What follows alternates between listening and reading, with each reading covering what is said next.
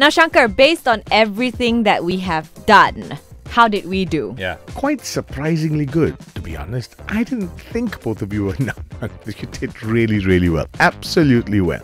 It was fun to watch both of you. It was interesting to kind of coach you and hear what you both had to say about each other. I can see a tremendous sense of affection that exists between the two of you, which helps. I also see that you both completely understand the functionality of your relationship, that you need to leverage on each other's skill sets, and that's very, very useful. And on top of that, you are both very different people with different needs, with different interests, and also different life circumstances. And that's actually the most interesting thing. Both of you understand that you have different life circumstances, yet you're able to put those circumstances on the wayside and try and communicate with each other better, and try and hold each other's hands and actually be there for each other, because you're both focused on the prize. And the prize is to do a good job on the LITE breakfast. So excellent. Well done. So, Shankar, how do exercises like these help improve, our working relationship? Exercises like this, you know what they do? They serve to get you to know each other properly.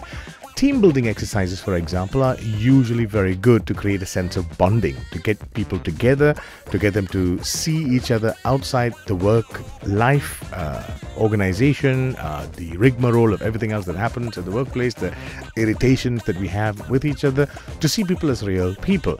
Now, they only serve a kind of fairly rudimentary purpose, which is to just bond. But when you have these more meaningful exercises where you're put in slightly stressful situations, cooking blindfolded, that was a lot of fun doing that with you guys. And you were not only trying to make the sautéed mushrooms, which I wanted you to make for me, but you were also actually acutely aware of other things like safety standards and protecting each other and not wasting even herb butter, for example. And that was nice to see. So what these exercises do is it takes you away from your own dramas in life. Everybody has all these things, puts you aside and makes you empathize with the person on the other side. And I think that's vital. So that's why I think these exercises are excellent. Not everyone would have the time to do what we did, right? Like, how else can they learn to trust each other better? Well, the first thing you do is, if you can try and do what we did, obviously not spend the whole day out or go to multiple venues to do different things. You should try if you can, but in some instances you're not able to because of the kind of complexities of your job, or maybe you're working in two different sites. But I think what's important is to concentrate on a singular purpose.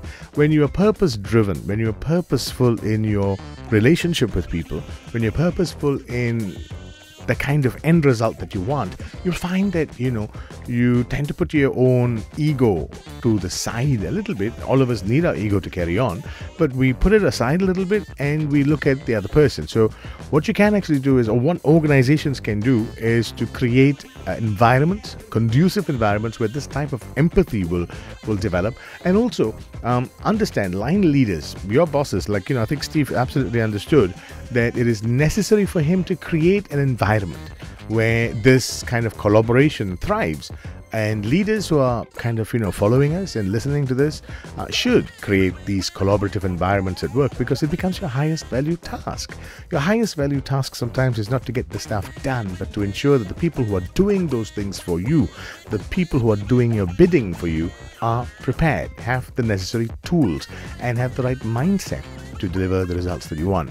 So you have a huge responsibility in that. So, kudos to the people at LITE for thinking about this, especially Steve, and saying, let's go ahead and do this. And kudos to you guys, because you didn't say, we're prima donnas, so we're not going to do it. And do you know who we are? We're presenters on LITE, and don't make me do childish things like this. You actually went ahead with it. And you feel better, don't you? You feel so much better with each other, and you kind of understand each other a little bit more. And JD, you got to stop just making silly jokes all the time, right? Because that does annoy Bel sometimes. It annoyed me as well.